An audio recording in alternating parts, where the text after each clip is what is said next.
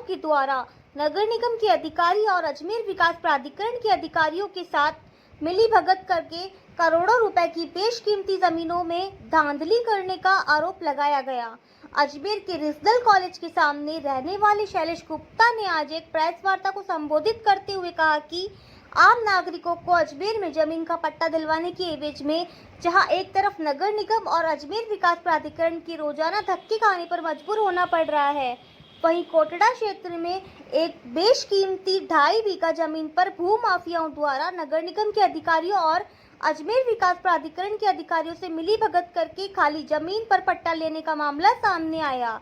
इस मामले में शैलेश गुप्ता का आरोप है कि उन्होंने नगर निगम में जब आरटीआई के तहत आज तक कौन कौन सी जमीन पर किस किस को नगर निगम द्वारा पट्टा दिया गया, उसकी जानकारी लेनी चाहिए तो नगर निगम की तरफ से उनके द्वारा लगाई गई आरटीआई पर किसी भी तरह से कोई सुनवाई नहीं की।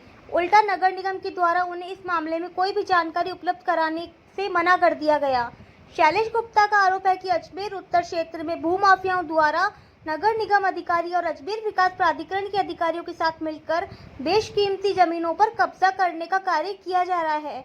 इसके बारे में वे कई बार न सिर्फ अजमेर के जिला प्रशासन को बल्कि भ्रष्टाचार निरोधक ब्यूरो से लेकर मुख्यमंत्री को भी इस मामले में शिकायत कर चुके हैं, लेकिन उसके बाद भी आज तक किसी भी तरह की कोई कार्रवाई इन भूमाफियों पर नहीं की गई। शैलेश गुप्ता का आरोप है कि इन भूमाफियाओं पर राजनीतिक संरक्षण होने के चलते अधिकारी भी ऐसे भूमाफियों पर कोई कार्रवाई नहीं कर रहे हैं। कांग्रेस सरकार के अंदर अशोक गहलोत जी ने एक योजना लगाई थी कि गरीबों को, मजदूरों को, जरूरतमंद लोगों को पट्टा देने के लिए। वार्ड नंबर 1, 2, 3, 4 में जमकर भ्रष्टाचार हुआ।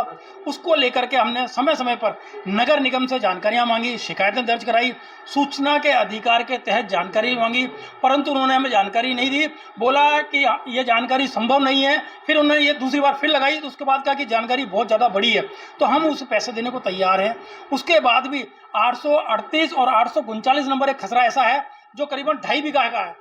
नियम ये है अजमेर कि भी इसमें नगर निगम के अंदर कि आपको 330 गज से ज़्यादा प्लॉट नहीं मिल सकता आपको पट्टा, परंतु इन लोगों ने जम करके 800 गज का, 700 गज का ये प्लॉट दिए।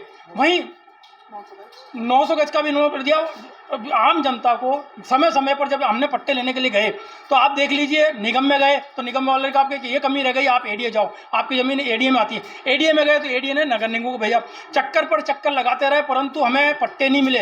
परंतु जहाँ पर भू माफिया थे, बड़े बड़े भू माफिया, जनप्रतिनिधि जो जिनकी जानकारी थी, जिन्होंने आर्थिक हित जुड़े हुए थे इनके एडीए वालों से, नगर निगम वालों से, उनके पट्टे घर बैठे तैयार हो गए, उनको घर बैठे पट्टे मिल गए। परंतु आम जनता जो वास्तव में पट्टे, जिनको जानकारी चाहिए थी, पट्टे लेने थे, उनको इन्होंने पट्टे नहीं दिए। चक्कर पर चक्कर लगवाते रहे, सूचना के अधिकारी को जानकारी नहीं दी।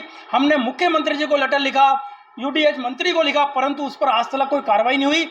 और जैसे इन लोगों ने अपने चहेतों को पट्टे दिए गए। मैंने अजमेर एसीबी के अंदर भी शिकायत करी, उसका लेटर भी हमारे पास है।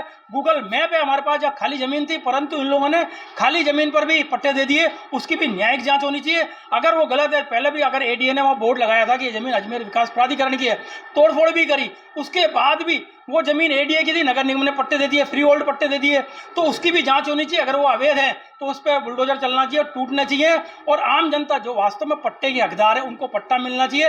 इन भू माफियाओं को तो आपने पट्टे दे दिए क्योंकि अधिकारी जुड़े हुए थे इन लोगों से, इनको पट्टे दे दिए। और जो जनता थी, जो मांग रही थी, आवास में रहती थी, 150, 200 गज बना करके, उन लोगों को पट्टे आज तक नहीं दिए और खाली जमीन में पट्टे दे दिए गए।